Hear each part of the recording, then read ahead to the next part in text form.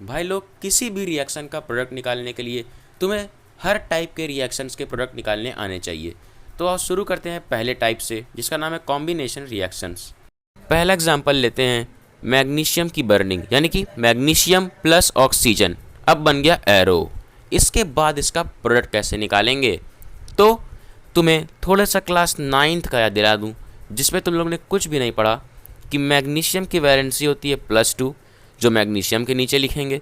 Oxygen की valency होती है -2, जो ऑक्सीजन के नीचे लिखेंगे, और दोनों की वैलेंसी को इधर उधर भेज देंगे, जिसको बोलते हैं क्रिस क्रॉस मेथड। उसके बाद जो तुम्हारा प्रोडक्ट आएगा Mg2O2, तो 2 कैंसिल कर देंगे क्योंकि दोनों सेम है। फिर उसके बाद बचेगा MgO, यानी कि मैग्नीशियम ऑक्साइड। अच्छा, कुछ भी नहीं समझ में आया? तो आ लेते हैं अगला एग्जाम्पल। अगला एग्जाम्पल भी बड़ा सिंपल सा है, C+O2 इक्वल्स वॉट। अब देखो, C की वैलेंसी है 4 और O2 यानी कि ऑक्सीजन की वैलेंसी है 2। तो यहाँ पर अब फिर से उसके नीचे उसकी वैलेंसी, उसके नीचे उसकी वैलेंसी, फिर दोनों को इधर उधर एक्सचेंज कर दो। तो क्या हो जाएगा, C2O4। अब 2 और 4 दोनों एक ही नंबर के मल्टीपल्स हैं, तो 2 से कैंसिल कर दो, तो बन जाएगा तुम्हारा CO2। अब आते हैं अगले एग्जाम्पल पर। ये तो हो गई तुम्हारी एटम्स या मॉलिक्यूल्स की बात। अगर तुम्हारी बात आ जाती है एलिमेंट्स, यानी कि calcium oxide plus water equals what, तो यहाँ पर कुछ फार्मूले होते हैं जो तुम्हें याद करने होंगे।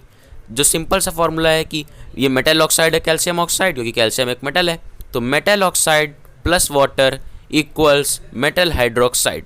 बस लिख दो, calcium oxide plus water equals calcium hydroxide. अब आते हैं नेक्स्ट टाइप ऑफ रिएक्शन, जो कि है डिकम्पोजिशन रिएक्शन।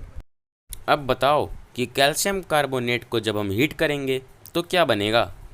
तो यारो, बनने के लिए सबसे पहले ये जानना होगा कि कैल्शियम कार्बोनेट एक कंपाउंड है, और किसी भी कंपाउंड को जब हीट करेंगे तो जो वॉलेटाइल सब्सटेंस है, यानी कि जो एवापोराइजेबल सब्सटेंस हैं, वो क्या हो जाएंगे, वो वेपोरेट हो जाएंगे, और जो बचेगा वो होगा तुम्हारा प्रोडक्ट।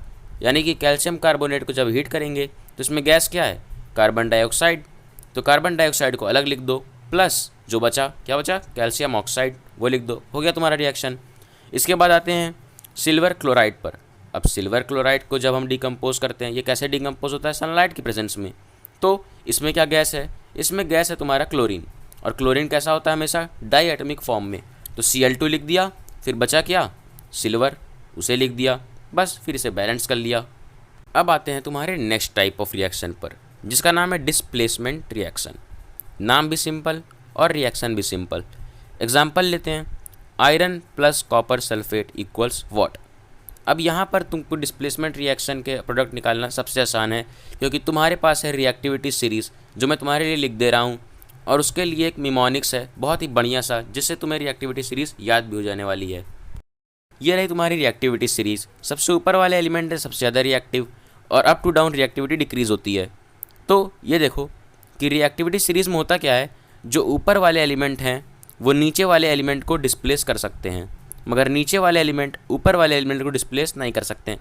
पहले इसका निमोनिक्स देखो, कैटरीना ने कार मांगी अल्टो जेन फरारी, फिर भी हाँ जी क्यों मिली सिल्वर ऑडी। क्या बग गया बे, सही से समझा? हाँ बता रहा हूँ।